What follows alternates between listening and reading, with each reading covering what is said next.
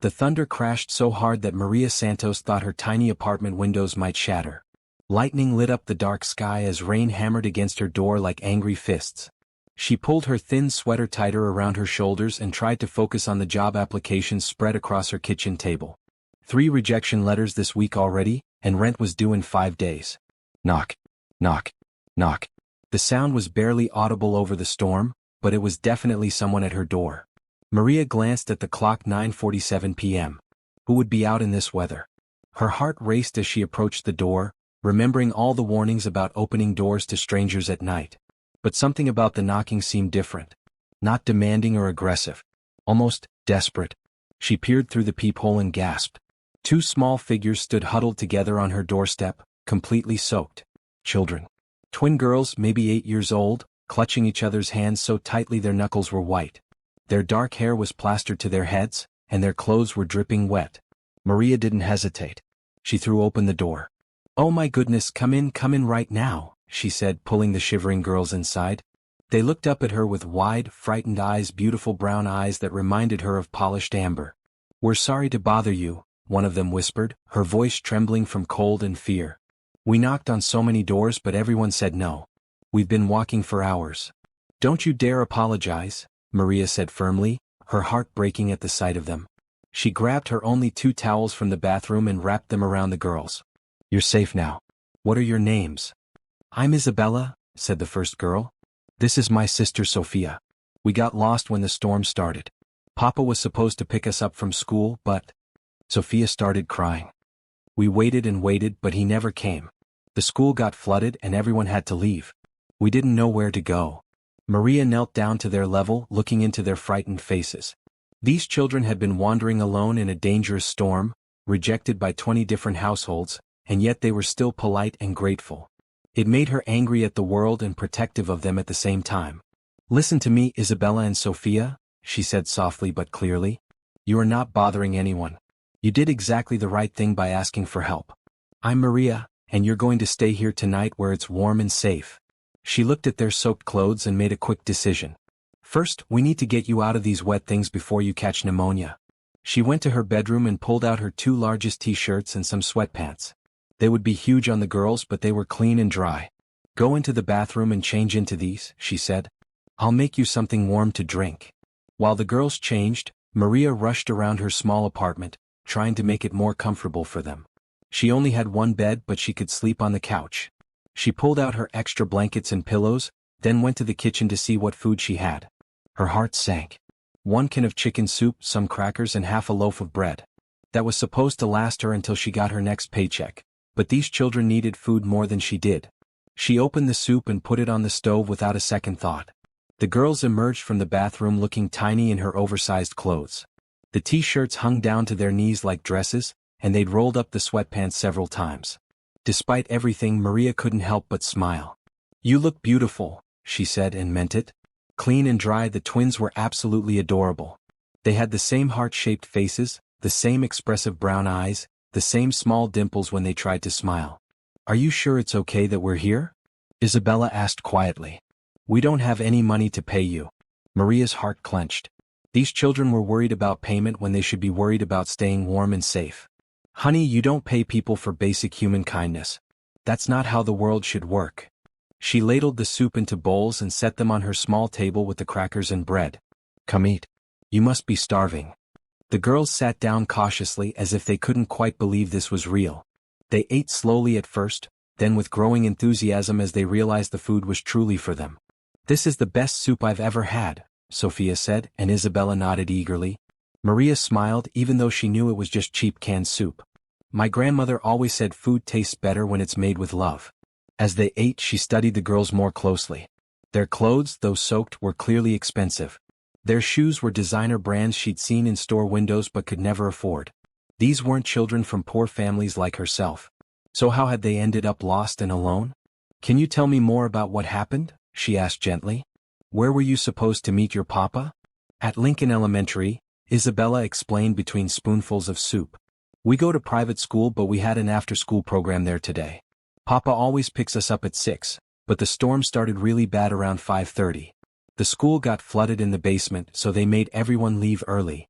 We waited outside for Papa but he never came, Sophia added.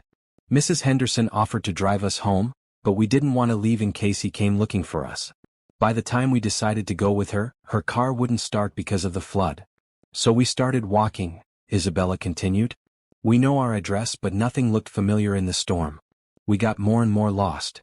Maria nodded sympathetically. The storm had hit suddenly and violently. The news had been calling it a once-in-a-decade weather event. Roads were flooded, power lines were down, and cell towers weren't working properly. No wonder their father couldn't reach them. I'm sure your papa is worried sick about you, she said. He's probably looking everywhere. Do you know his phone number? Both girls nodded and recited the same number. Maria tried calling it on her old phone, but the call wouldn't go through. The storm was still interfering with cell service. We'll try again in a little while, she assured them. For now, let's focus on getting you warm and comfortable. After they finished eating, Maria showed them to her bedroom. You girls will sleep in here tonight. I'll take the couch. We can't take your bed, Isabella protested. You've already done so much for us. Absolutely not, Maria said firmly. Children get the bed. That's the rule. She tucked them in with her warmest blankets, making sure they were comfortable. The bed was small but the twins were used to being close to each other. Maria? Sophia asked quietly as she was about to turn off the light. Yes, sweetheart. Thank you for not closing the door on us like everyone else did. Maria felt tears prick her eyes. Those people were wrong to turn you away. Every child deserves help and safety no matter what. Are you an angel? Isabella asked sleepily. Maria laughed softly. No, honey. I'm just a person who believes in doing what's right. As she settled on the couch with a thin blanket, listening to the storm continue outside, Maria couldn't help but think about how drastically her evening had changed. A few hours ago she'd been alone, worried about bills and job rejections. Now she had two precious children sleeping safely in her bed, and despite her own problems she felt more content than she had in months. She didn't know that across the city, a desperate father was coordinating with police, volunteers and private security teams in the largest missing person search in the county's history. She didn't know that every hotel in the area had been turned into a command center, that helicopters were grounded only because of the weather, that a reward of $1 million had been offered for information about two missing girls named Isabella and Sophia Blackwood. All she knew was that two lost children had needed help, and she had given it without question. In her mind, that's what any decent person would do. She had no idea that her simple act of kindness was about to change her life forever. Maria woke up several times during the night to check on the twins. Each time, she found them sleeping peacefully, their small hands still clasped together even in sleep. The storm had finally calmed to a gentle rain by dawn, but she could hear one of the girls stirring. Good morning, she whispered, peering into the bedroom. Isabella was sitting up, looking around with momentary confusion before remembering where she was. Good morning, Maria, Isabella replied softly, trying not to wake her sister. Did we really stay here all night? You sure did. How did you sleep? Better than I have in a long time, Isabella admitted. Your bed is so comfortable and it smells like flowers. Maria smiled. Her cheap laundry detergent was flower-scented because it was on sale, but she was glad it brought the girl comfort. Are you hungry? I can make breakfast. Isabella's eyes lit up. We don't want to be any more trouble. Stop right there, Maria interrupted gently. Taking care of you is not trouble. It's a joy. Soon Sophia woke up too, and the three of them gathered in the small kitchen. Maria surveyed her limited food supplies and got creative. She made French toast with the last of her bread, using milk that was supposed to last the week and eggs she'd been saving. She even found some syrup packets from a diner where she'd eaten months ago. The twins watched in fascination as she cooked, chattering excitedly to each other in a way that told Maria they weren't used to homemade meals. Our housekeeper, Mrs. Patterson, makes our breakfast, Sophia explained. But she doesn't let us help or watch. She says children should stay out of the kitchen. Well, that's silly, Maria said, flipping the French toast. Cooking is one of life's great pleasures. Would you like to help me make the next batch? Both girls nodded eagerly. Maria lifted Sophia onto a chair so she could reach the stove safely and showed her how to dip the bread in the egg mixture. Isabella helped by setting the table with Maria's mismatched plates and cups. This is the most fun I've had in forever, Isabella declared as they sat down to eat. Really? Maria asked. What do you usually do for fun? The twins looked at each other uncertainly. We have tutors, Sophia said slowly. Piano lessons, French lessons, writing lessons. We go to lots of events with Papa for his business. But what do you do just for the joy of it? Maria pressed. What makes you laugh? Again that uncertain look between them. Maria realized these children, despite their obvious wealth, might be missing something essential: simple, carefree fun. Well, today we're going to change that, she announced. After we contact your father and let him know you're safe, we're going to have the best day possible right here in this little apartment. She tried calling their father's number again, but the call still wouldn't go through. The twins were disappointed but not panicked. They trusted Maria completely now. I have an idea, Maria said. Let's build a fort. A fort? Isabella asked, puzzled. You've never built a blanket fort? Both girls shook their heads. Maria gasped dramatically. This is an emergency. We must fix this immediately. She gathered every blanket, sheet, and pillow in the apartment. Using chairs, the couch, and her coffee table, she showed the twins how to create a cozy cave in the middle of the living room. The girls threw themselves into the project with enthusiasm, giggling as blankets collapsed and had to be rebuilt. When they finally crawled inside their creation, all three of them lying on pillows with flashlights Maria had found in her emergency kit, Sophia said in wonder, "This is magical. It's like we're explorers in a secret cave." Or princesses in a castle, Isabella added. Or scientists in a research station, Maria suggested, making them both giggle. They spent the morning playing imagination games, telling stories, and just enjoying each other's company. Maria taught them card games with an old deck she'd found in a drawer. She showed them how to make paper airplanes from old job applications she no longer needed. They had paper airplane races across the apartment, laughing until their sides hurt. Around noon, Maria tried the phone number again. This time it rang but went to voicemail. The voice that answered made her heart skip. It was deep, desperate, and filled with pain. This is Adrian Blackwood. If this is about Isabella and Sophia, please call me back immediately. They've been missing since yesterday evening.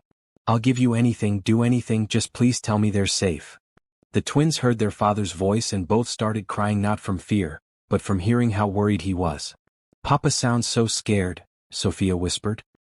He loves you very much, Maria assured them, trying to call back immediately. But again the call wouldn't connect. The cell towers are still having problems from the storm, she explained. But we'll keep trying. Meanwhile, why don't we make him a picture to show him how safe and happy you've been? The twins loved this idea.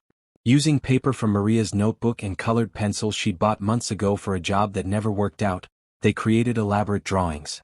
Isabella drew the three of them eating breakfast together, with big smiles on everyone's faces. Sophia drew their blanket fort with the caption, "Best day ever," written in careful letters. He's going to love these, Maria told them, and she meant it. The drawings showed two happy, cared-for children, which would be the first thing any worried parent would want to see. As afternoon approached, they made lunch together, grilled cheese sandwiches with the last of Maria's cheese and butter. The twins declared it the most delicious meal they'd ever had, though Maria suspected they were just happy to be involved in making it. "Maria," Isabella asked as they cleaned up together, "why were you home alone last night? Don't you have a family?" The question was innocent, but it hit Maria like a small punch to the stomach. "It's just me," she said simply. "My parents died when I was young and I never got married or had children." "That's so sad," Sophia said with the straightforward sympathy of childhood. "Sometimes," Maria admitted. "But you know what? Having you two here has been the best thing to happen to me in a very long time. You've made my little apartment feel like a real home." The twins looked at each other with that silent communication they seemed to share, then both hugged Maria tightly. "You make us feel like we have a mom again," Isabella whispered. Maria felt tears spring to her eyes. She knew the girl's mother had died. They'd mentioned it briefly the night before, but she hadn't realized how much they missed having a maternal figure in their lives. "You are both such special, wonderful girls," she told them, hugging them back. "Any woman would be honored to be your mother." They spent the afternoon playing more games, reading stories from Maria's small collection of books, and just enjoying being together. As evening approached, Maria began to worry about what would happen when their father couldn't be reached. She had enough food for maybe one more meal, and she certainly couldn't afford to feed 3 people indefinitely. But every time she looked at Isabella and Sophia building with blocks made from empty boxes, laughing at silly jokes, curled up beside her reading a story, she knew she would figure it out. These children had brought light into her dark world, and she would protect that light as long as they needed her. As if they could read her thoughts, Sophia looked up from the book they were sharing and said, "Maria, I hope Papa takes a long time to find us. I don't want this to end. Isabella nodded in agreement. Can we stay forever? Maria's heart swelled with love for these two precious girls who had wandered into her life during a storm and somehow made everything better. She had no idea that their father was, at that very moment, finally getting a call that would lead him straight to her door. The next morning brought bright sunshine streaming through Maria's small windows, making the entire apartment feel warm and hopeful. The twins woke up chattering excitedly about their adventures the day before, and Maria found herself smiling more than she had in months. As they shared the last of her oatmeal for breakfast, adding some honey she'd been saving for a special occasion, Maria tried the phone number again.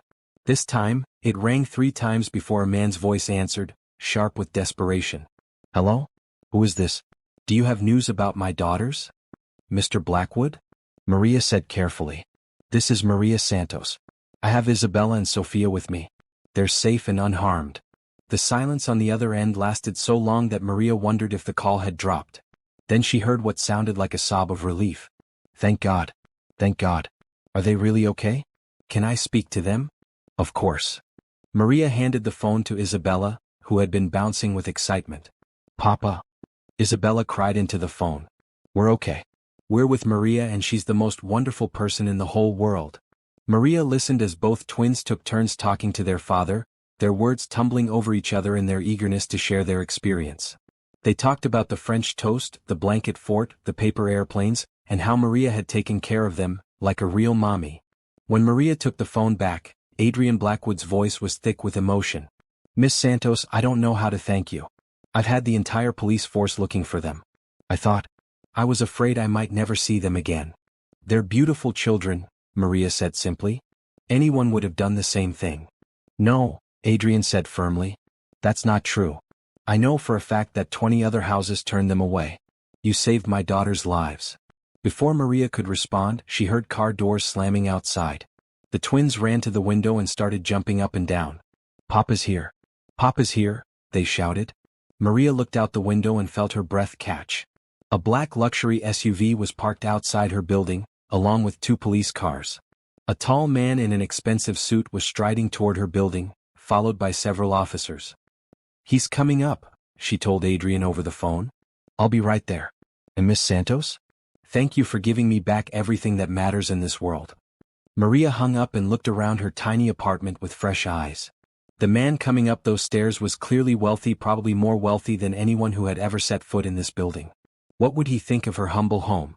Of her second-hand furniture and mismatched dishes? Before she could worry too much, there was a firm knock at her door. Maria opened it to find a man who took her breath away, though not for the reasons she expected.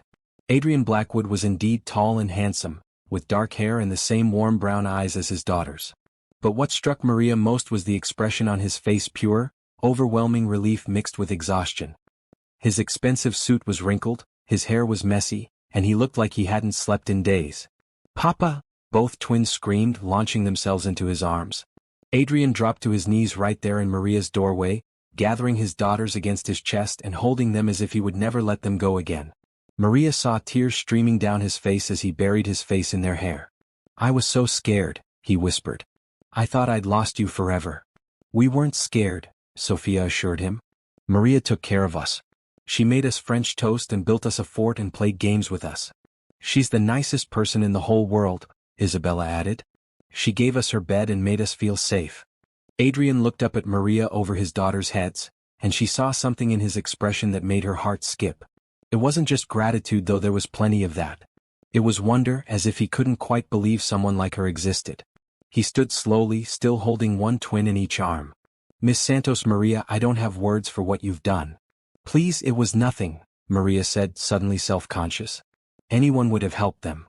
No, Adrian said firmly, stepping into her apartment and looking around.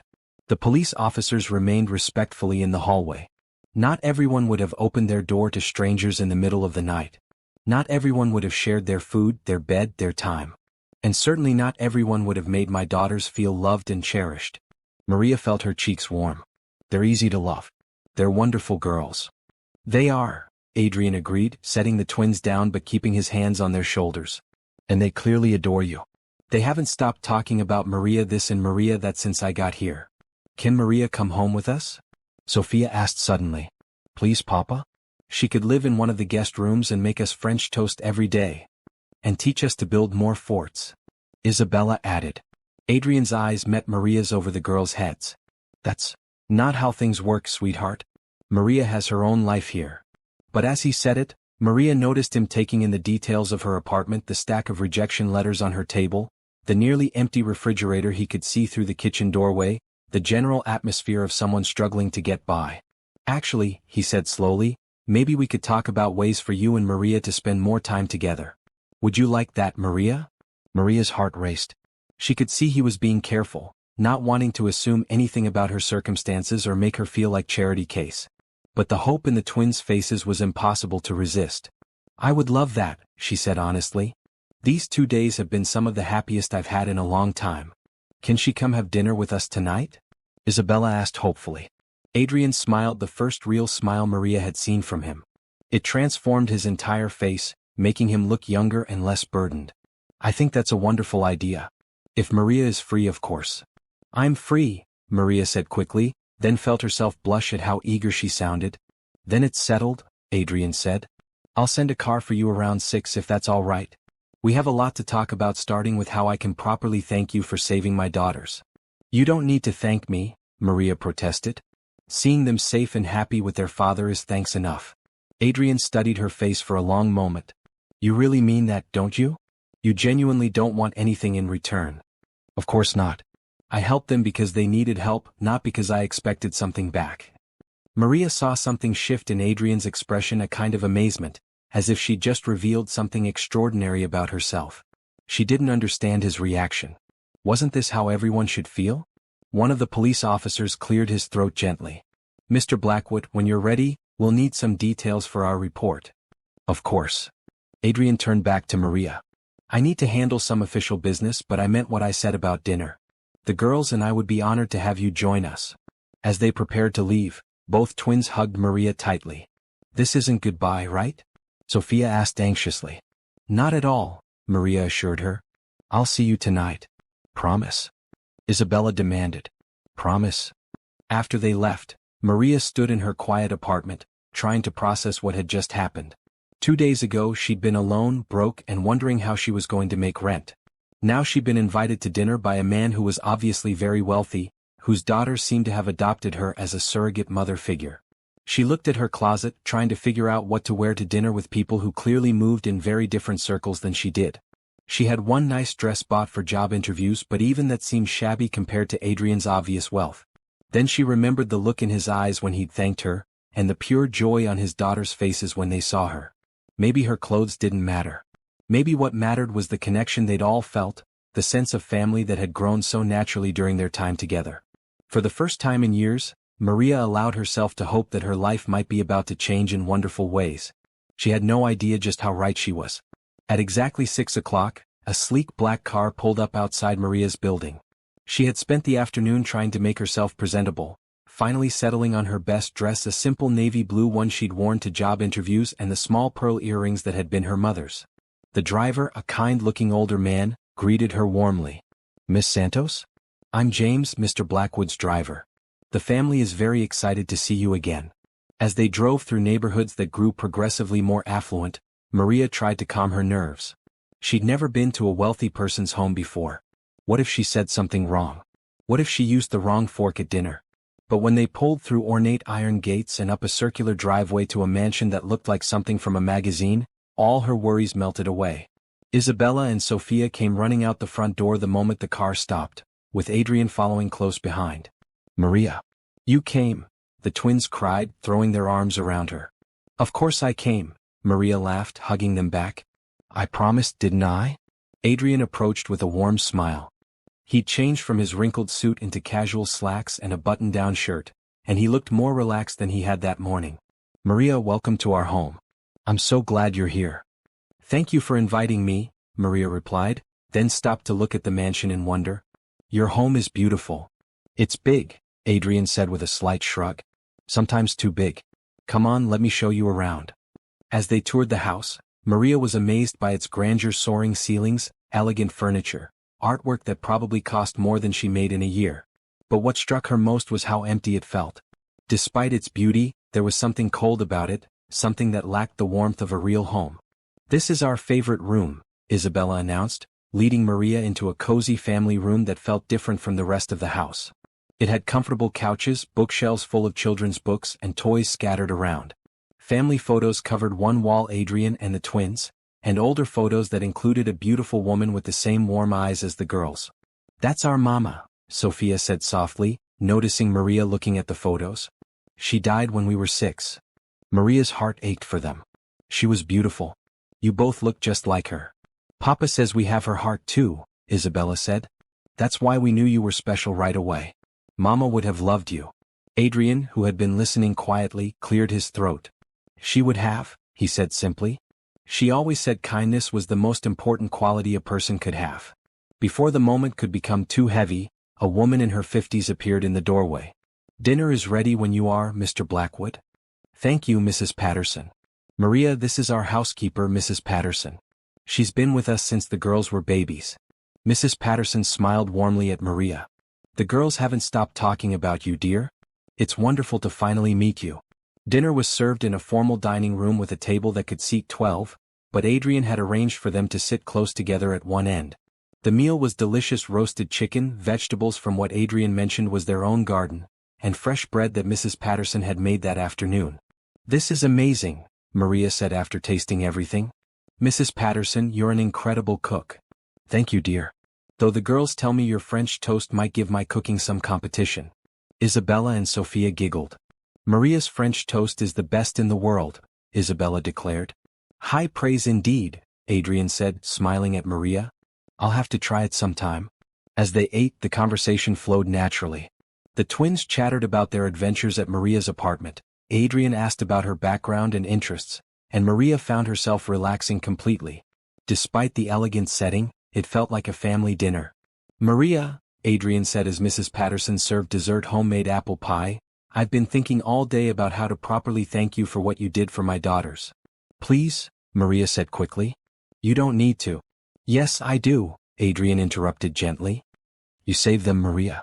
Not just from the storm, but they're different since they've been with you. Happier. More like their old selves before."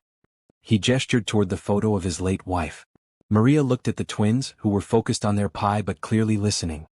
"They're wonderful children. They just needed someone to see how special they are." "Exactly," Adrian said. "And you did that instinctively. You made them feel loved and valued, not just cared for." "Because they are loved and valued," Maria said simply. Adrian was quiet for a moment, studying her face. "Would you consider? That is, would you be interested in a position here? Helping with the girls? I know you're looking for work and—" "Papa," Isabella interrupted, "you mean like a nanny?" "Not exactly a nanny," Adrian said carefully. "More like family." Maria's heart raced. The offer was incredibly generous, but something about it felt wrong. "Adrian, I appreciate the offer more than you know. But I don't want you to feel obligated to help me just because I helped your daughters. That's not why I did it." "I know that," Adrian said earnestly. "That's exactly why I'm asking. Maria, I've had dozens of nannies and caregivers for the girls over the years. Professional, qualified people. But none of them connected with Isabella and Sophia the way you did in just 2 days." "It's true," Sophia said. "None of them played games with us or built forts or made us feel special. They took care of our bodies," Isabella added, "but you took care of our hearts." Maria felt tears spring to her eyes. These children had such wise souls. "That's the most beautiful thing anyone has ever said to me." "So will you think about it?" Adrian asked. "Not as an employee but as, well, as someone who belongs here with us?" Before Maria could answer, her phone buzzed with a text message. She glanced at it and her face fell. It was from her landlord. "Rent is 3 days late. Pay by tomorrow or face eviction." Adrian noticed her expression change. "Is everything all right?" Maria quickly put her phone away. "It's fine. Just life stuff." But Adrian's business instincts were sharp. "Maria, if you're having financial difficulties, please let me help. Not as payment for what you did, but because, well, because I care about what happens to you." "I can't accept your money," Maria said firmly. "It wouldn't be right." "Why not?" Sophia asked innocently. "When people care about each other, they help each other. That's what you did for us." "She's right," Adrian said gently. "You helped us when we needed it most. Let us help you now." Maria looked around the elegant dining room, then at the faces of these three people who had somehow become precious to her in such a short time. The practical part of her brain screamed that she should accept their help. She was about to be evicted. She had no job prospects and winter was coming. But her pride rebelled. She'd been taking care of herself since she was 18. She'd never asked for handouts or charity. "I understand your hesitation," Adrian said quietly, as if he could read her thoughts. "But this isn't charity, Maria. This is family taking care of family." "Family?" Maria repeated softly. "That's what you are to us now," Isabella said matter-of-factly. "You saved us, you loved us, you made us feel happy again. That makes you family." "The best kind of family," Sophia added. "The kind you choose." Maria felt overwhelmed by their acceptance, their generosity, their immediate and complete welcome into their lives. She looked at Adrian, trying to read his expression. "I know this is all happening fast," he said. "But sometimes the best things in life happen quickly. The girls and we've been existing rather than living for the past 2 years. You've reminded us what it feels like to be truly happy." "What exactly are you asking of me?" Maria asked carefully. "Be part of our lives," Adrian said simply. "Help me raise these amazing daughters. Bring the warmth and love to this house that's been missing since their mother died. And let us take care of you the way you took care of them." "Can we show her the room?" Isabella asked excitedly. "What room?" Maria asked. Adrian looked slightly embarrassed. "I may have gotten a bit ahead of myself today. After seeing how the girls reacted to leaving you this morning, I had Mrs. Patterson prepare one of the guest suites. Just in case you were interested in staying." "You want me to move in here?" Maria's voice was barely a whisper. "We want you to come home," Sophia said simply. Maria looked around the table at these three people who had entered her life during a storm and turned it completely upside down. 2 days ago she'd been alone, struggling and wondering if things would ever get better. Now she was being offered not just a job or a home but a family. She started then stopped. "This is all so overwhelming." "I know," Adrian said gently. "And I don't want you to feel pressured. If you need time to think about it." "Can I see the room?" Maria asked suddenly. The twins cheered and jumped up from the table. They led her upstairs to a beautiful suite with a sitting area, a large bedroom, and a bathroom bigger than her entire apartment. The windows looked out over a garden that was still beautiful despite the late season. "Mrs. Patterson put flowers in here for you," Isabella said, pointing to a vase of fresh roses on the dresser. "And Papa made sure the closet was big enough for all your clothes," Sophia added. Maria almost laughed. Her entire wardrobe would fit in a tiny corner of the walk-in closet. "What do you think?" Adrian asked from the doorway. "Too much? Not enough. We could change anything you don't like." "It's perfect," Maria said honestly. "It's more beautiful than any place I've ever imagined living." "So you'll stay?" Isabella asked hopefully. Maria looked at their eager faces, then at Adrian, who was trying to hide his own hopefulness behind a calm expression. She thought about her tiny apartment, her financial struggles, her lonely life. Then she thought about the joy she'd felt with these three people, the sense of belonging, the feeling that she'd found her purpose. "Yes," she said softly. "I'll stay." The twins erupted in cheers, throwing their arms around her. Over their heads, Maria saw Adrian's face transform with relief and happiness. "Welcome home, Maria," he said, and something in his voice made her heart skip. As she hugged Isabella and Sophia, breathing in their joy and excitement, Maria realized that opening her door during that storm had been the best decision of her life. She'd thought she was saving 2 lost children, but they had saved her instead. 3 weeks into her new life at the Blackwood mansion, Maria still sometimes woke up thinking she was dreaming. The comfortable bed, the beautiful room, the sound of Isabella and Sophia laughing in the hallway, it all seemed too good to be true. But it was real and more wonderful than she could have imagined. Her days had fallen into a natural rhythm. She woke early to help the twins get ready for school, sharing breakfast with them in the bright kitchen while Adrian read the morning news and Mrs. Patterson bustled around preparing their lunches. The domesticity of it all filled a hole in Maria's heart she hadn't even realized was there. After the girls left for school, Maria had expected to feel awkward around Adrian, but instead they had settled into an easy companionship. He worked from a home office most days, running his hotel empire through video calls and conferences, while Maria explored the house and grounds, slowly making herself at home. "You don't have to ask permission to use anything," Adrian had told her on her 3rd day, finding her hesitating outside the library.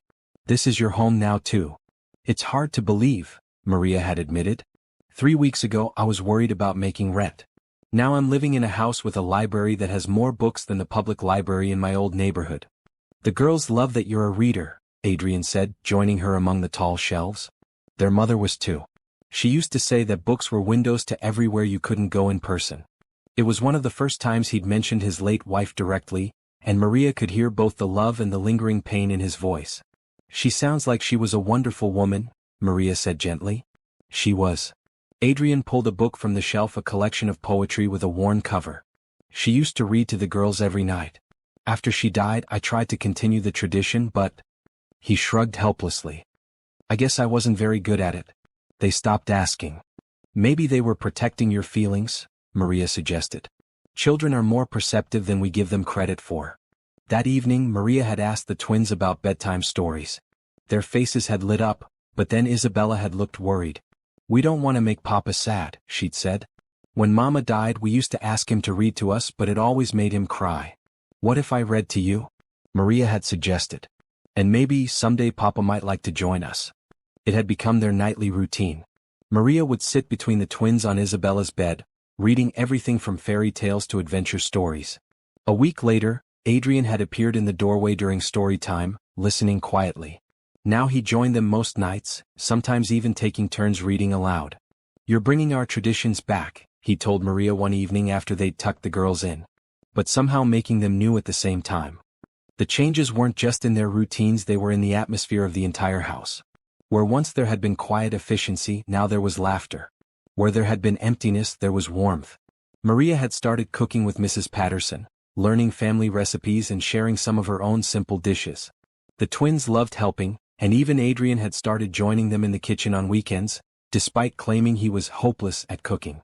You're not hopeless, Maria had laughed, watching him carefully measure ingredients for pancakes. You're just careful. There's a difference. I'm a businessman, Adrian had said with mock seriousness. I approach cooking like a merger, lots of planning and precise execution. Mama used to cook by feel, Sophia had piped up from her perch on a stool. She'd throw things in the pot and somehow it always tasted perfect. Well, your mama was magic, Adrian had said, ruffling her hair. The rest of us need recipes. It was moments like these that made Maria's heart ache with happiness. Adrian was slowly opening up about his late wife, sharing memories instead of hiding from them. The girls were blooming, becoming more confident and joyful every day. But there were also moments that made her heart race for entirely different reasons. Like when Adrian would brush past her in the kitchen, and she'd catch his scent, something clean and masculine that made her knees weak. Or when he'd look at her across the dinner table with an expression she couldn't quite read, something warm and wondering that made her stomach flip. Or like now, when he appeared beside her in the garden where she'd been reading while the twins played on their elaborate swing set. Mind if I join you? He asked, settling onto the bench beside her. Of course not. Maria closed her book, marking her place with her finger. How was your conference call with Tokyo? Productive but long. I've been in meetings all day. He stretched his arms above his head, and Maria tried not to notice how the movement pulled his shirt tight across his chest. This is much better. They sat in comfortable silence for a few minutes, watching Isabella and Sophia play. The girls had convinced Adrian to install a zip line between two large oak trees, and they were taking turns flying across the yard with squeals of delight. They're so happy, Adrian said softly. I haven't seen them like this since before Rachel died. They're amazing children, Maria replied. You've done an incredible job raising them. Adrian was quiet for a moment. I've tried, he said finally. But I know I fell short in a lot of ways. I was so caught up in my own grief that I didn't always see theirs. Grief is different for everyone, Maria said gently. There's no right way to handle losing someone you love. You speak like someone who knows. I do. Maria's voice was soft. I lost my parents when I was 18. Car accident. For a long time I was angry at the world. I couldn't understand why bad things happened to good people. What changed? Maria smiled, watching the twins. I realized that wallowing in anger wasn't honoring their memory. My parents were happy, generous people who found joy in simple things. Living bitter and alone wasn't what they would have wanted for me. Is that why you opened your door that night? Adrian asked. Because of what your parents taught you? Partly. Maria considered the question. But mostly because it was the right thing to do. Those girls needed help and I was in a position to give it. Adrian turned to look at her directly. Most people in your position struggling financially, barely making ends meet might not have been so generous. I wasn't being generous, Maria protested. I was being human. That's what I mean, Adrian said, and something in his voice made her look at him. You have this way of making extraordinary kindness seem ordinary. Like everyone would naturally share their last can of soup with strangers, or give up their bed for children they just met. Wouldn't they? Adrian's laugh was rueful. Maria, I've spent most of my adult life in business. I've met a lot of people, and I can tell you with certainty that what you continue to do is rare and precious. Before Maria could respond, both twins came running over, breathless and rosy-cheeked from playing. Papa, Maria, come swing with us, Isabella demanded. I don't think the swings are built for adults, Adrian laughed. Not the little swings, Sophia said with exaggerated patience. The big swing. We can all fit. She was referring to the large porch swing Adrian had recently had installed. It could easily seat 4 people, and the twins loved cuddling there in the evenings. That sounds perfect, Maria said, standing and brushing grass from her skirt. As they all settled onto the swing, twins in the middle, Maria and Adrian on either side, Maria felt a profound sense of contentment. The evening air was cool but not cold, the garden was beautiful in the fading light, and she was surrounded by 3 people who had become the center of her world. Tell us about when you were little, Maria, Isabella requested, snuggling against her side. What do you want to know? Everything, Sophia said definitively. Did you have swings like this? Did you build forts? Did you have a best friend? Maria found herself sharing stories from her childhood, simple, happy memories that she rarely talked about. Adrian listened with obvious interest, asking questions and laughing at the funnier anecdotes. You had a good childhood, he observed. I did, Maria agreed. My parents didn't have much money, but they made everything feel special. Christmas mornings with handmade gifts, birthday parties in our tiny backyard, family game nights when the power went out. That's what we want, Isabella said sleepily. A family that makes everything special. You already have that, Maria told her, but Isabella shook her head. Not complete, she mumbled. Missing Mama. The words hung in the evening air. Adrian's face tightened with familiar pain, but then Sophia spoke up. But now we have Maria, she said simply. She makes everything special too. Maria felt tears prick her eyes. Over the twins' heads, she met Adrian's gaze and saw something there that made her heart race: warmth, gratitude, and something deeper that she didn't dare name.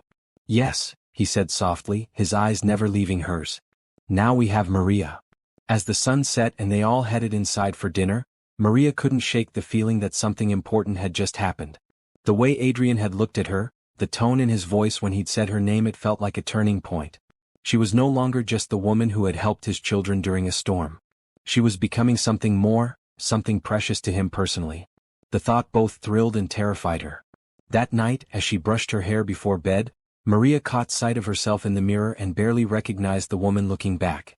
3 weeks ago, she'd been thin from skipping meals, pale from worry, wearing clothes that had seen better days. Now her cheeks had color, her eyes sparkled, and she was wearing a beautiful nightgown that Adrian had quietly arranged for Mrs. Patterson to buy for her. You look happy, she whispered to her reflection. And she was. Happier than she'd ever been in her life. She just hoped it would last. Maria had been living with the Blackwood family for 6 weeks when she started noticing the small miracles. It began with her old landlord calling to apologize profusely for the computer error that had led to her eviction notice. He wanted to return her security deposit, he said, and offered to hold her apartment for her if she ever wanted to come back at a significantly reduced rent. That's odd, Maria mentioned to Adrian over breakfast. Mr. Rodriguez never seemed like the type to admit mistakes, let alone offer discounts. Adrian looked up from his newspaper, his expression carefully neutral. Maybe people change. Then there was the call from Sunshine Elementary School, where Maria had applied for a teaching position months earlier. The principal, Mrs. Chen, called to say they'd reconsidered her application and would like to offer her a substitute teaching position with flexible hours. The timing is perfect, Maria told the twins excitedly. I could work a few days a week and still be here when you get home from school. But you don't need to work, Isabella said with a frown. Papa takes care of everything now. I know, sweetheart, but I've always wanted to teach. It would make me happy to help other children learn and grow. The twins seemed to accept this, but Maria noticed Adrian was unusually quiet during the conversation. A week later, her ancient Honda Civic, which had been making concerning noises for months, was returned from the shop where she'd reluctantly taken it for an oil change. The mechanic, Tony, handed her the keys with a big smile. All fixed up, he announced. New transmission, new brakes, new tires. You're good for another 100,000 miles easy. How much do I owe you? Maria asked, reaching for her wallet. Nothing. It was covered by your extended warranty. I don't have an extended warranty. Tony looked confused, then shrugged. Well, somebody paid for it. The work order says covered by warranty, so that's good enough for me. That evening, Maria confronted Adrian directly. She found him in his study, working late as usual. We need to talk, she said, closing the door behind her. Adrian looked up from his computer, and she could see from his expression that he knew what this was about. The car, the job offer, my landlord's sudden change of heart, Maria said, counting on her fingers. How many of these coincidences can you explain? Adrian was quiet for a long moment, then closed his laptop and gave her his full attention. You're angry. I'm confused, Maria said, though anger wasn't far off. Adrian, I specifically told you I didn't want charity. And I listened. I haven't given you any charity. Then what do you call all of this? Adrian stood and walked to the window, looking out at the garden where they'd spent so many pleasant evenings. I call it taking care of someone I care about. By going behind my back? By making sure you have the security and opportunities you deserve. He turned to face her. Maria, you literally gave me back my daughter's happiness. You brought joy back into this house. You've become. He paused, searching for words. You've become essential to our family. Why is it wrong for me to want to make your life easier? Because I didn't earn it, Maria said, her voice rising slightly. Because I don't want to be kept like some kind of pet. Adrian's face darkened. Is that really what you think this is about?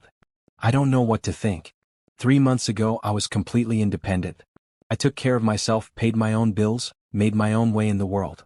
Now I'm living in your house, wearing clothes you bought, eating food you provided, and apparently driving a car you had repaired. You saved my children's lives, Adrian said firmly. You brought them home safely when I thought I might never see them again. You've made them happier than they've been since their mother died. How is that not earning everything I could possibly give you? That's not how it works. Maria protested. I helped them because it was right, not because I expected to be rewarded for the rest of my life. And that's exactly why you deserve to be taken care of, Adrian shot back. Because you don't expect it. Because you help strangers without thinking about what you might get in return. Because you shared your last meal with children you'd never met before. They stared at each other across the study, both breathing hard. Maria felt tears of frustration prick her eyes. I don't want to be your project, Adrian, she said quietly. I don't want to be the poor woman you rescued out of gratitude. Something in Adrian's expression shifted. He stepped closer to her, close enough that she could see the flecks of gold in his brown eyes. Is that really what you think this is? He asked softly. Gratitude? Before Maria could answer, there was a soft knock at the study door. Papa? Maria? Isabella's voice came through the wood. Are you fighting? We can hear you upstairs. Adrian and Maria looked at each other, both immediately ashamed. They'd promised each other early on that they would never argue in front of the children. We're not fighting, sweetheart, Adrian called out.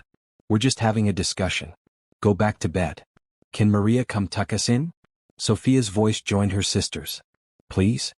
Of course, Maria called back, though she didn't take her eyes off Adrian. I'll be right there. They listened to the twins' footsteps retreating up the stairs, then stood in uncomfortable silence for a moment. This conversation isn't over, Maria said finally. No, Adrian agreed. It's not. As Maria headed for the door, Adrian spoke again. For what it's worth, I'm sorry about the car and the other things. I should have talked to you first. Maria paused with her hand on the doorknob. Why didn't you? Because I was afraid you'd say no. And because... He ran a hand through his hair, looking suddenly vulnerable. Because I wanted to take care of you. I needed to know you were safe and secure. The thought of you struggling, worrying about money or transportation or having a place to live, it kept me awake at night. Maria's anger deflated slightly. Adrian? I know it was wrong to go behind your back, he continued. But I couldn't stand the idea of you facing any hardship when I have the power to prevent it. Why? The question came out as barely a whisper. Adrian looked at her for a long moment, and Maria saw something in his eyes that made her heart race. I think you know why. Before she could respond, Isabella's voice drifted down the stairs again. Maria. We're waiting. I should go, Maria said quickly, suddenly afraid of whatever Adrian had been about to say. As she tucked the twins into their beds, listening to their chatter about their day and reading them their bedtime story, Maria's mind kept returning to Adrian's words and the look in his eyes. I think you know why. Did she know? Did she dare to hope that his feelings for her went beyond gratitude, beyond appreciation for what she'd done for his daughters? And if they did, what would that mean for all of them? Later that night, as she lay in her beautiful bedroom staring at the ceiling, Maria admitted to herself what she'd been trying to ignore for weeks. She was falling in love with Adrian Blackwood. Not because of his wealth or his generosity, but because of the man he was. Devoted father, caring friend, someone who worked late into the night to build a better future for his daughters. The realization should have been joyful, but instead it filled her with uncertainty. How could she be sure her feelings were separate from her gratitude? How could she trust that his feelings for her weren't just an extension of his appreciation for what she'd done for Isabella and Sophia?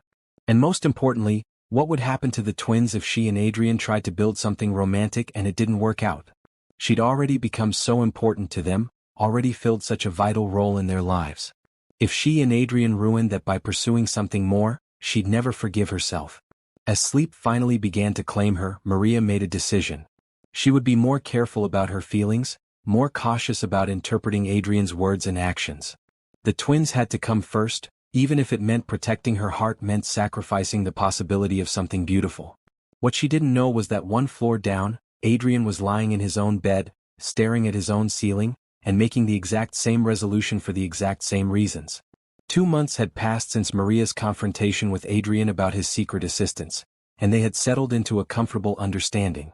He had promised to consult her before making any decisions that affected her life, and she had reluctantly accepted that caring for each other was simply what families did. Because that's what they had become, a family in every way that mattered. The change was most obvious in Isabella and Sophia.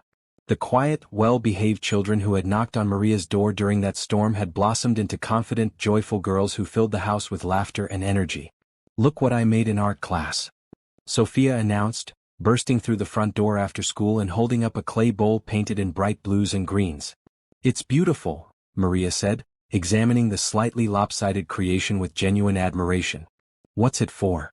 "It's for you to put your jewelry in," Sophia explained. "Mrs. Kim said we should make something for the most important woman in our lives, and I picked you." Maria felt her heart swell. "That's the most thoughtful gift anyone has ever given me." "I made something too," Isabella said, producing a drawing from her backpack. "It's our family." The picture showed 4 stick figures holding hands in front of a large house. The figures were labeled Papa, Maria, Isabella, and Sophia in careful block letters. "We're all the same height in your picture," Maria observed with a smile. "That's because we're all equally important," Isabella explained matter-of-factly. Later that evening, after the twins had gone to bed, Maria found Adrian in the kitchen making tea, a habit he'd developed during her time there. "The girls seem to be thriving," she commented, accepting the mug he offered her. "They are. You've given them something I couldn't after Rachel died, the feeling of being truly seen and cherished, not just cared for." "You do that too," Maria protested. "You're an amazing father." "I love them completely," Adrian said, "but I was so buried in my own grief that I forgot how to show it in ways they could understand. You reminded me how to play, how to laugh, how to find joy in small moments." They stood together in the quiet kitchen, sipping their tea and enjoying the peaceful end to another good day. It had become their routine, this quiet time together after the girls were asleep, when they could talk about anything and nothing. "Adrian," Maria said carefully, "can I ask you something personal?" "Of course. Do you ever think about dating? Meeting someone new?" Adrian went very still. "Why do you ask?" Maria felt heat rise in her cheeks. The girls are doing so well and you seem happier than when I first met you. I wondered if you'd thought about finding someone to share your life with." "Are you asking if I'm ready to move on from Rachel?" "Maybe. Or asking if you're lonely." Adrian was quiet for so long that Maria began to regret bringing it up. Finally he spoke. "I was lonely," he said slowly. "For 2 years after Rachel died I was incredibly lonely. But I haven't been lonely since you came to live with us." Maria's heart began to race. "Adrian? I know we haven't talked about it directly," he continued, setting down his mug and turning to face her fully. "But surely you felt it too. This connection between us. The way we fit together as a family." "I have," Maria admitted softly. "But I didn't know if it was real or just gratitude in circumstances." "It's real," Adrian said with quiet certainty. "At least for me." Maria, what I feel for you goes far beyond gratitude. You've become essential to my happiness, not just as the woman who saved my daughters, but as yourself. Your laugh, your kindness, your strength, the way you make everything better just by being present. Maria felt tears spring to her eyes. I feel the same way. But Adrian, what about the girls? If we tried to be more than friends and it didn't work out? They'd be devastated, Adrian finished. I thought about that too. But Maria, don't you think they'd be happy if the people they love most in the world loved each other too? Before Maria could answer, they heard small footsteps on the stairs. Both twins appeared in the kitchen doorway, looking sleepy and concerned. We heard talking, Isabella said. Is everything okay? Everything's fine, Adrian assured them. We were just having some tea before bed. Can we have some too? Sophia asked hopefully. It's past your bedtime, Maria said gently, but she was already reaching for more mugs. They all ended up gathered around the kitchen table, twins in their pajamas, sharing chamomile tea with honey and talking about their plans for the weekend. Can we go to the zoo? Isabella asked. My class is studying animals and I want to see the elephants. And the penguins, Sophia added. I love how they waddle. The zoo sounds perfect, Adrian agreed. We could make a whole day of it. Pack a picnic lunch. Maria makes the best sandwiches, Isabella declared. Remember the ones with the cream cheese and cucumbers? They were like fancy tea party food. I learned that from my mother, Maria said with a smile. She said any meal could be special if you put thought and love into it. Just like you do, Sophia said sleepily, leaning against Maria's arm. You make everything special. As they finished their tea and Adrian carried first one twin, then the other back to bed, Maria felt a profound sense of rightness. This was what family felt like, not perfect, not without challenges, but full of love and acceptance and the certainty that you belonged. When Adrian returned to the kitchen, he found Maria cleaning up their mugs with a thoughtful expression. What are you thinking about? He asked, taking the towel from her hands and finishing the task himself. About what Sophia said. About making things special. Maria leaned against the counter, studying his face in the soft kitchen lighting. I never thought I'd have this, you know? A family. People who love me just for being myself. You deserve all of this and more, Adrian said firmly. You deserve to be treasured and cherished and loved completely. So do you, Maria replied. You deserve to be happy, to have someone who loves not just your daughters but you, your laugh, your dedication, your terrible jokes, your way of making everyone around you feel safe and cared for. They were standing closer now, drawn together by the honesty of the moment. Adrian reached up to tuck a strand of hair behind Maria's ear, his hand lingering against her cheek. Maria, he said softly, I know this is complicated. I know there's a lot at stake. But I can't keep pretending that what I feel for you is just friendship or gratitude. What do you feel? Maria whispered. Love, Adrian said simply. I love you. Not just for what you've done for my daughters but for who you are. For your generous heart, your infectious joy, your strength, your beauty inside and out. I love the way you make coffee in the morning, humming under your breath. I love watching you read to the girls, seeing how completely present you are with them. I love your laugh, your smile, the way you wrinkle your nose when you're thinking hard about something. Maria felt tears streaming down her cheeks. I love you too, she whispered. I tried to tell myself it was just gratitude or circumstances, but it's not. I love your gentleness with the girls, your dedication to your work, the way you listen when people talk. I love that you remember small details, that you notice when someone needs help, that you're strong enough to be vulnerable. Adrian cupped her face in both hands, brushing away her tears with his thumbs. So what do we do now? I don't know, Maria admitted. I just know I can't imagine my life without you and the girls in it. Then don't, Adrian said softly. Don't imagine it. Stay with us. Not as a guest or a helper but as family. As the woman I love and want to build a future with. Before Maria could respond, he leaned down and kissed her, soft and gentle and full of promise. It was a kiss that spoke of love finally acknowledged, of two people who had found home in each other. When they broke apart, Maria smiled through her tears. The girls are going to be so happy. They already know, Adrian said with a laugh. Isabella asked me last week when I was going to marry you. What did you tell her? That these things take time. But Maria. He took her hands in his. I want you to know that when you're ready, when we're both sure this is right for all of us, I want to make this official. I want to marry you not just because I love you, but because I want the girls to have the security of knowing you're their family forever. Maria's heart felt so full she thought it might burst. I want that too. All of it. As they turned off the kitchen lights and headed upstairs together, Maria marveled at how much her life had changed. A few months ago she'd been alone, struggling, wondering if she'd ever find her place in the world. Now she was home, surrounded by love, with a future full of possibilities stretching ahead of her. All because she'd opened her door to 2 lost children during a storm. Sometimes, Maria thought, the best things in life really did come from the simplest acts of kindness. The morning after their first kiss, Maria woke up with butterflies dancing in her stomach.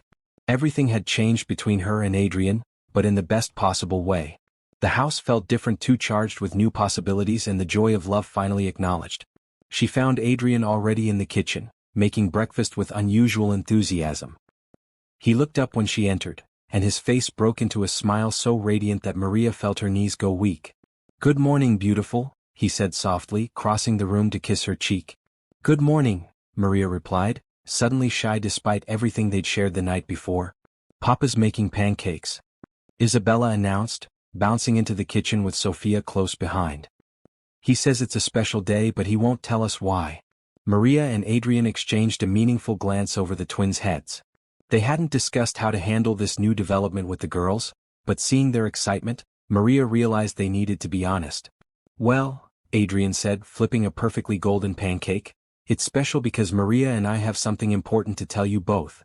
Both twins immediately stopped what they were doing and gave their father their complete attention. Their expressions were serious but hopeful, as if they'd been waiting for this moment. "You love each other," Sophia said matter-of-factly. "Like married people do." Maria nearly choked on her coffee. "How did you?" "We're not babies," Isabella said with 8-year-old wisdom. "We see how you look at each other.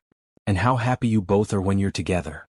Plus," Sophia added, "you hold hands sometimes when you think we're not looking." Adrian laughed, setting down his spatula and kneeling to the twins' level. "You're absolutely right. I do love Maria very much. And she loves me too. How do you feel about that?" Instead of answering with words, both girls threw their arms around their father, then reached out to pull Maria into their group hug. "We're so happy," Isabella said, her voice muffled against Maria's shoulder. "We've been hoping and hoping this would happen." "Really?" Maria asked, touched by their immediate acceptance. "Really," Sophia confirmed. "We want you to be our mama forever, not just our friend. And we want Papa to be happy like he used to be with our first mama," Isabella added. "He smiles all the time now when you're here." Maria felt tears spring to her eyes. These children had been through so much loss, yet they were welcoming this change with open hearts and generous spirits. "What happens now?" Sophia asked practically. "Do you get married? Do we get to be flower girls? Can we have a big party?" "Slow down, sweetheart," Adrian laughed. "One thing at a time. First, we're going to take some time to make sure this is right for all of us. Then we'll see about the rest." But even as he spoke, Maria could see in his eyes that he was as certain as she was. This was right. They were right together. Over the next few weeks, their relationship deepened naturally. They were more affectionate with each other in front of the twins, who seemed delighted by every small display of love between their father and Maria. Hand-holding during family movie nights, quick kisses before Adrian left for work, the way they'd find excuses to be near each other throughout the day. The twins had also started referring to Maria as Mama Maria, a compromise between their desire to call her Mama and their respect for their biological mother's memory.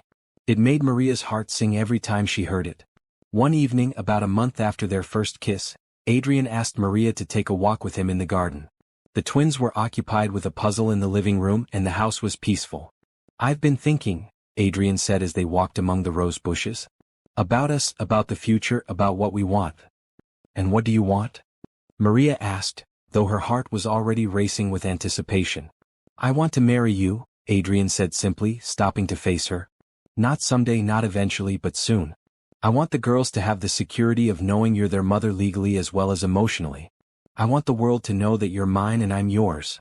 "Adrian," Maria whispered, overwhelmed by the intensity of his words. "I know it's fast," he continued, "but Maria, when you found your person, your perfect match, what's the point in waiting? We've already been living as a family for months. The girls adore you, I adore you, and I've never been more certain of anything in my life." "I feel the same way," Maria admitted. "But are you sure? Really sure? I'm not like Rachel. I'm not from your world, I don't know how to be the wife of someone like you." Adrian cupped her face in his hands, looking at her with such love that it took her breath away. Maria Santos, you are exactly like Rachel in the ways that matter most. You have a beautiful heart, you love my daughters completely, and you make me want to be the best version of myself. As for not being from my world, you've made my world better in every possible way. I don't want someone who knows how to be the wife of someone like me. I want you. I want you too, Maria said, standing on her tiptoes to kiss him. Yes, Adrian. Yes to everything. Even though I haven't officially proposed yet? Adrian asked with a grin. Even though, wait, what do you mean officially? Adrian's grin widened as he reached into his jacket pocket and pulled out a small velvet box. I mean, I've been carrying this around for 2 weeks, waiting for the perfect moment. Maria gasped as he dropped to one knee right there among the roses. Maria Santos, Adrian said, opening the box to reveal a stunning but elegant diamond ring. You came into our lives during a storm and brought nothing but sunshine. You saved my daughters and then you saved me. Will you marry me? Will you be my wife and the mother of our children and my partner in everything for the rest of our lives? Yes, Maria whispered, then louder, yes. Of course yes. As Adrian slipped the ring onto her finger, Maria heard excited squealing from the direction of the house. They looked up to see Isabella and Sophia pressed against the living room window, jumping up and down with joy. I think they approve, Adrian laughed, standing and pulling Maria into his arms. They knew, didn't they? Maria realized. That's why they were so calm about the puzzle. They were watching for this. They may have been involved in the planning, Adrian admitted sheepishly. Isabella helped pick out the ring, and Sophia chose the roses we're standing next to. They wanted everything to be perfect for their mama Maria. Maria looked at the ring on her finger, a classic solitaire that was beautiful without being ostentatious, exactly what she would have chosen for herself, then at the man she loved, then at the 2 little girls who were now racing toward them across the garden. It is perfect, she said, just before the twins crashed into them with hugs and congratulations and questions about wedding plans. That night, after the excitement had died down and the twins were finally asleep, Maria and Adrian sat together on their favorite porch swing, planning their future. I want something small, Maria said, admiring how her ring caught the moonlight. Family and close friends. Nothing too fancy. Whatever you want, Adrian agreed. Though I should warn you, Mrs. Patterson is already planning the menu, and I think she's invited half the neighborhood in her head. As long as the people we love are there, I don't care if it's in this garden or the cathedral downtown. The garden would be perfect, Adrian said softly. Where everything began for us. Where I realized I was falling in love with you. You realized it here? Maria asked, surprised. The night we all sat on this swing together and the girls said you took care of their hearts. I looked at you and thought, I want this woman in my life forever. It scared me how much I wanted it. It scared me too, Maria admitted. The intensity of it, how quickly it all happened. But it doesn't scare me anymore. No. Now it just feels like coming home. Adrian pulled her closer and they sat in comfortable silence, planning their wedding, their future, their life together. In a few months, Maria would officially become Mrs. Adrian Blackwood. She would legally adopt Isabella and Sophia, giving them the mother they'd been longing for. They would continue to build their family on the foundation of love, trust, and the unshakable knowledge that they belonged together. Adrian? Maria said softly. Thank you. For what? For seeing me. For loving me. For giving me the family I never thought I'd have. Thank you for opening your door that night, Adrian replied, kissing the top of her head. Thank you for saving all of us.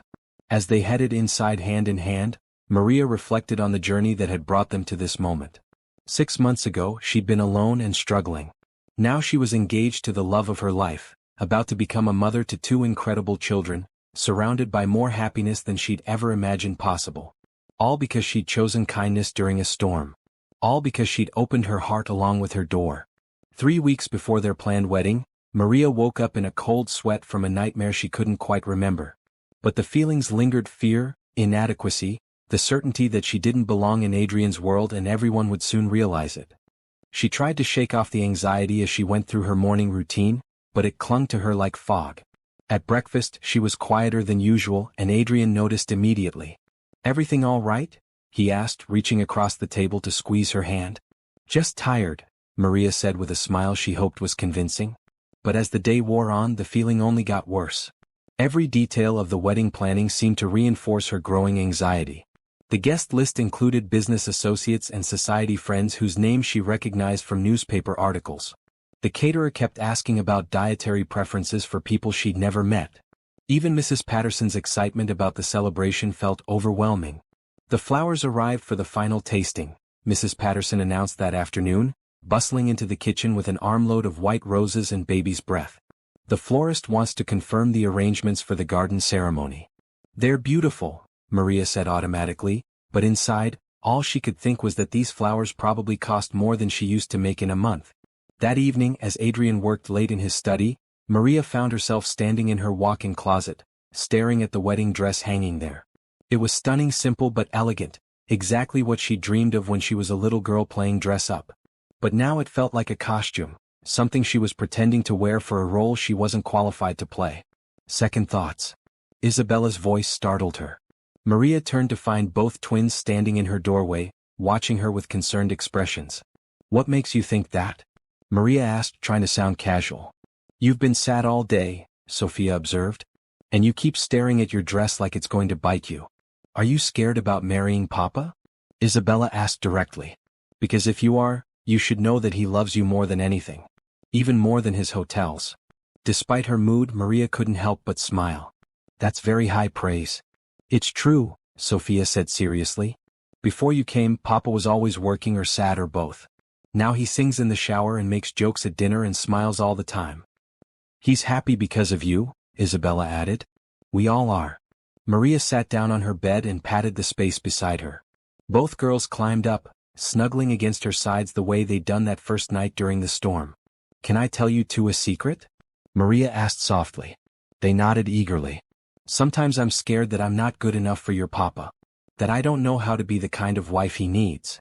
"That's silly," Isabella said immediately. "You're perfect for Papa. But I've never been to fancy parties or known important people. I don't know which fork to use at formal dinners or how to talk to business associates." "Do you love Papa?" Sophia asked. "More than anything." "Do you love us?" "With all my heart." "Then you already know everything important," Isabella declared with 8-year-old wisdom. "The rest is just stuff." "But what if people think I'm not suitable for him? What if they think he's making a mistake?" The twins looked at each other with that silent communication they shared. Then Sophia spoke up. "Mama Maria, do you remember what you told us that first night? When we were worried about not having money to pay you?" Maria thought back. "I said you don't pay people for basic human kindness. And you said that's not how the world should work," Isabella added. "You were right. Love isn't about money or fancy clothes or knowing important people. It's about taking care of each other's hearts. And you take care of Papa's heart better than anyone," Sophia concluded. "We can see it." Maria felt tears spring to her eyes. These children who had lost their mother and experienced more heartbreak than anyone their age should, were now comforting her and offering wisdom beyond their years. "You're right," she said, hugging them both tightly. "I'm being silly." "Maybe a little," Isabella agreed with a grin. "But it's okay. Everyone gets scared sometimes." After tucking the twins into bed, Maria went looking for Adrian. She found him in the garden, sitting on their favorite swing and looking up at the stars. "Penny for your thoughts," she said, settling beside him. "I was thinking about you," Adrian replied, putting his arm around her. "About how quiet you were today. About whether you're having second thoughts about marrying me. Is it that obvious?" "To me, yes. I love you, Maria. I know when something's bothering you." He turned to face her. "Talk to me. What's wrong?" Maria took a deep breath and decided to be completely honest. "I'm scared, Adrian. Not about loving you or wanting to be your wife, but about everything else. About being good enough for your world, about not embarrassing you in front of your friends and colleagues." "Oh, sweetheart," Adrian said softly, pulling her closer. "You could never embarrass me. You're the best thing that's ever happened to me. But I don't know how to be a society wife. I've never moved in circles like yours. What if people think you're crazy for marrying someone like me?" Adrian was quiet for a moment, and Maria's heart sank, thinking she'd confirmed his own secret doubts. But when he spoke, his voice was fierce with conviction. "Maria, do you know what my friends and colleagues have said about you? Every single person who's met you has told me how lucky I am. They see your kindness, your intelligence, your genuine warmth. They see how happy you make me and the girls." "Really? Really?" "But more than that, I don't care what anyone else thinks. I'm not marrying you to impress other people or to have the perfect society wife. I'm marrying you because I love you exactly as you are. Even if I use the wrong fork?" Adrian laughed. especially if you use the wrong fork. Do you know what I fell in love with first? Your complete lack of pretense. Your authenticity. The way you care more about people's hearts than their bank accounts. He stood and pulled her to her feet, taking her hands in his. Maria, I've lived in that world of expectations and appearances my whole life. It's exhausting and often empty. You brought something real into my life, something genuine and beautiful. I don't want to change you to fit my world. I want my world to be better because you're in it. What if I make mistakes? Then we'll make them together. And we'll laugh about them later. Adrian's eyes sparkled with mischief. Besides, Isabella and Sophia are already planning to be your etiquette coaches. They've been practicing formal table settings all week. Despite her lingering anxiety, Maria couldn't help but laugh. They haven't. Oh, they have. Complete with lessons on which wine glass to use and how to hold your pinky when drinking tea. They're very thorough. Maria felt the last of her doubts melting away. This man loved her enough to find her insecurities endearing. These children loved her enough to want to help her succeed. This family had chosen her not despite her background, but because of who she was. I love you, she said simply. I love you too. More than I ever thought possible. Adrian kissed her forehead. Are we okay? Are you okay? We're better than okay, Maria assured him. We're perfect. The next morning, Maria woke with a sense of peace she hadn't felt in weeks. As she got dressed, she caught sight of her wedding dress and felt only joy. In 3 weeks, she would marry the man of her dreams, surrounded by people who loved them both. At breakfast, the twins were indeed practicing formal place settings, complete with multiple forks and proper napkin placement. Mama Maria. Sophia called excitedly. Come see.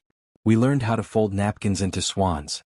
It's for your fancy dinners when you're Mrs. Blackwood, Isabella explained seriously. Papa said we should teach you everything we know about being proper. And what do you know about being proper? Maria asked with amusement. Not much, Isabella admitted with a grin. But we're learning. As Maria watched Adrian patiently explain the difference between salad and dinner forks to his daughters, she realized something important. This wasn't about her learning to fit into his world, it was about them creating a new world together. One built on love, authenticity, and the knowledge that family wasn't about perfection, but about accepting and supporting each other exactly as they were. 3 weeks later, as she walked down the garden aisle toward the man she loved, with Isabella and Sophia as her flower girls beaming with pride, Maria knew with absolute certainty that she was exactly where she belonged. She was home. 6 months later, on a bright Saturday morning in spring, Maria Blackwood stood in her garden, their garden now, watching her daughters play on the swing set. Isabella was teaching Sophia how to do flips on the monkey bars, their laughter carrying on the warm breeze. Mrs. Blackwood, Mrs. Patterson called from the kitchen door, your tea is ready. Maria smiled at the title. Even after all these months, hearing herself called Mrs. Blackwood still gave her a little thrill. She'd legally adopted Isabella and Sophia 3 months after the wedding, and they now called her Mama without any qualifier. She was officially, legally, and completely their mother in every way that mattered. Thank you, Mrs. Patterson, she called back but made no move to go inside. These moments of watching the girls play while Adrian worked in his study were precious to her ordinary family life that still felt like a miracle. Deep thoughts. Adrian's voice came from behind her. She turned to find her husband approaching with 2 steaming mugs, having apparently intercepted Mrs. Patterson's tea service. He handed her one and kissed her cheek, a gesture so natural now that Maria couldn't imagine a time when they hadn't been married. Just appreciating all of this, she said, gesturing toward the girls, the house, the life they'd built together. Sometimes I still can't believe it's real. It's real, Adrian assured her, wrapping his free arm around her waist. And it's ours. Mama. Papa. Isabella called from across the garden. Come push us on the swings. In a minute. Adrian called back, then looked at Maria with a mischievous expression. Actually, before we join them, I have something to tell you. Oh. Maria raised an eyebrow. Good something or concerning something? Good something. Great something actually. Adrian's smile grew wider. I got a call this morning from the adoption agency. Maria's heart began to race. They'd been talking about expanding their family, maybe adopting a younger child who needed a home, but she hadn't expected to hear anything so soon. And, she prompted when he paused dramatically. There's a little boy, 3 years old, who needs a family. His name is Daniel and he's been in foster care for a year. His caseworker thinks we'd be a perfect match. Maria set down her tea mug with shaking hands. Really? Tell me everything. He's been through a lot, but he's healthy and bright. His foster family loves him but can't adopt him permanently due to their circumstances. The agency thinks our experience with the girls and our family dynamic would be ideal for him. What do Isabella and Sophia think? Adrian's grin became positively radiant. What do you think they think? They've been asking for a little brother since the wedding. When I mentioned the possibility last week, Isabella started making a list of all the things she wants to teach him. And Sophia started planning his bedroom. Maria laughed, remembering the elaborate drawings she'd seen taped to the refrigerator. When can we meet him? Next week if you want. The agency wants to arrange some visits first, make sure everyone gets along. Maria threw her arms around her husband's neck. Of course I want to. Adrian, another child to love, another little person to give a safe, happy home to. How could we not want that? So we're doing this? We're expanding our family? We absolutely are, Maria said firmly, then called to the girls. Isabella. Sophia. Come here. Papa has something to tell you. The twins came running over and Adrian knelt down to their level to share the news. Their excited squeals could probably be heard 3 houses away. A little brother? Isabella shouted, jumping up and down. I'm going to teach him to read and play soccer and build the best blanket forts.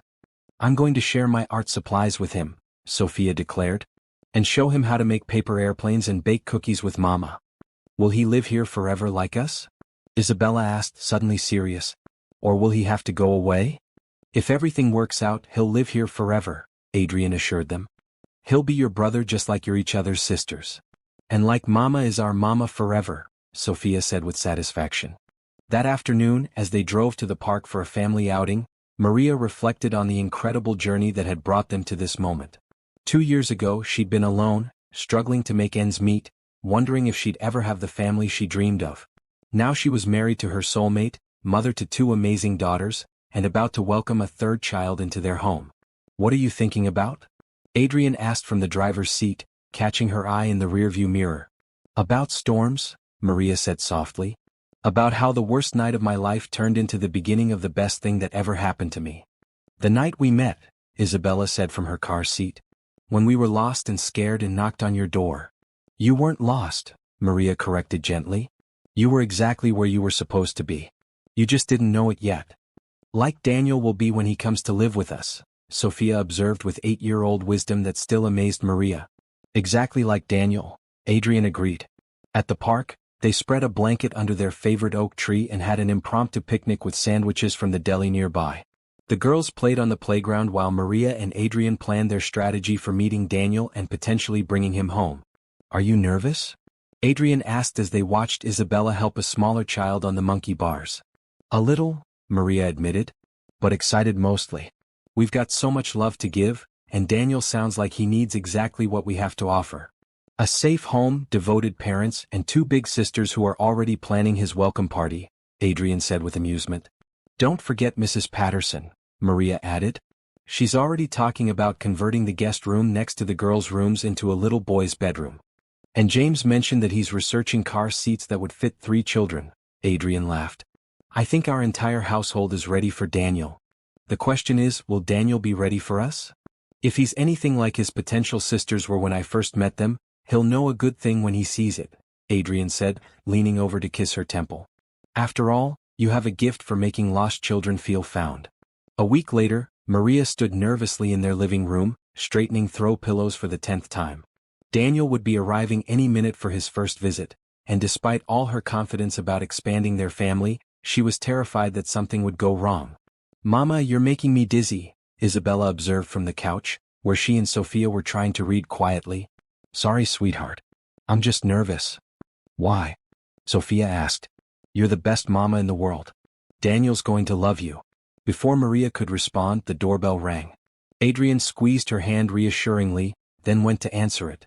Daniel's caseworker, a kind woman named Linda, entered first, followed by a tiny boy with dark hair and huge brown eyes.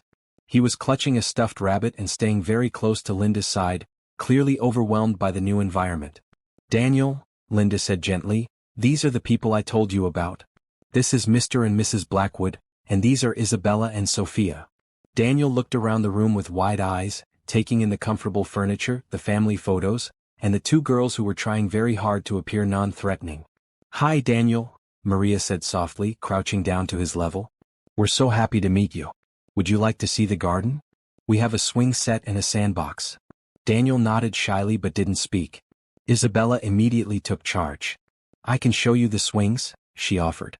They're really fun and there's a tire swing that spins around. And we have a playhouse, Sophia added. It has windows and everything. Slowly, with the girls leading the way and the adults following at a distance, Daniel began to relax. By the time they toured the garden, he was actually smiling and had said a few quiet words to Isabella about her demonstrated flip technique. He's perfect, Maria whispered to Adrian as they watched Daniel carefully pet their neighbor's friendly dog through the fence.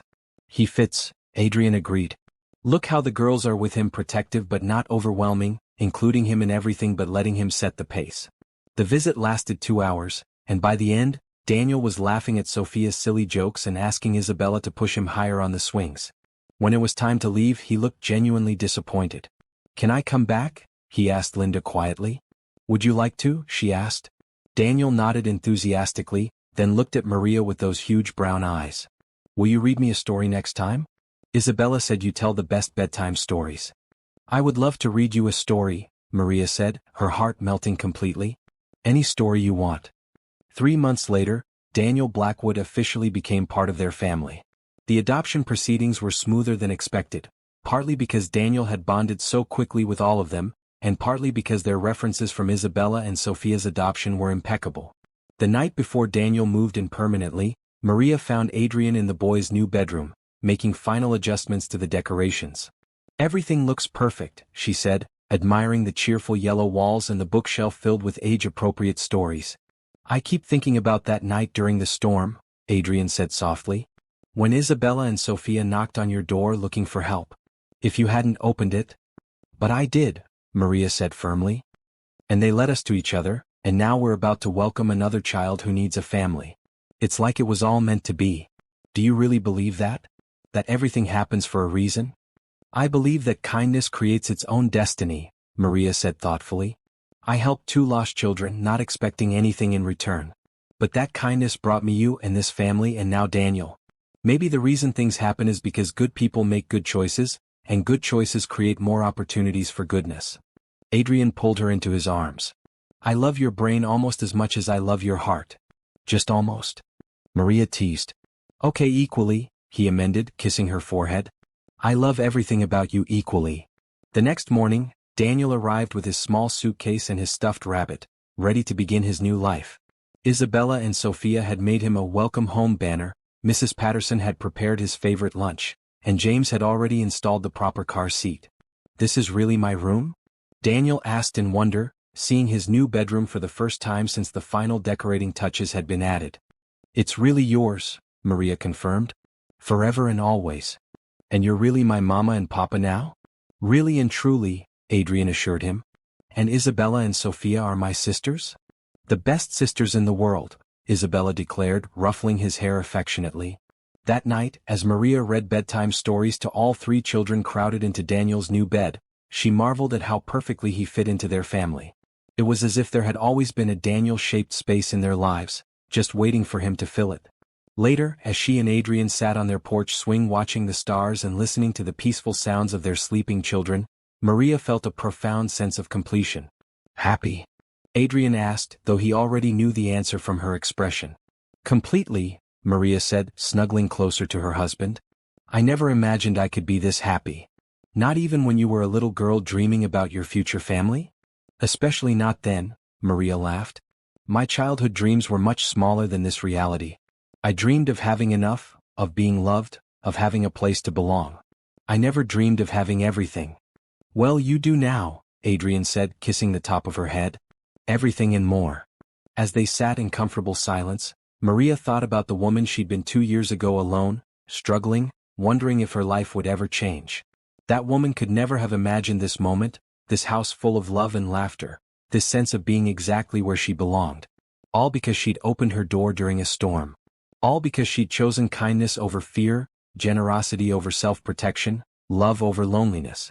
Sometimes, Maria reflected, the most extraordinary stories begin with the simplest choices. And sometimes when you save someone else you end up saving yourself. Adrian, she said softly. Thank you. For what now? he asked with amusement, knowing she thanked him for something different every day. For making all my dreams come true, even the ones I didn't know I had. Thank you, he replied, for opening your door that night and changing all our lives forever. Best decision I ever made, Maria said with absolute certainty. Mine too, Adrian agreed and sealed the promise with a kiss under the stars. Inside the house, 3 children slept safely in their beds, loved and protected and home. Outside, their parents held each other close and planned tomorrow's adventures, secure in the knowledge that their family was complete, their love was strong, and their future was bright with possibility.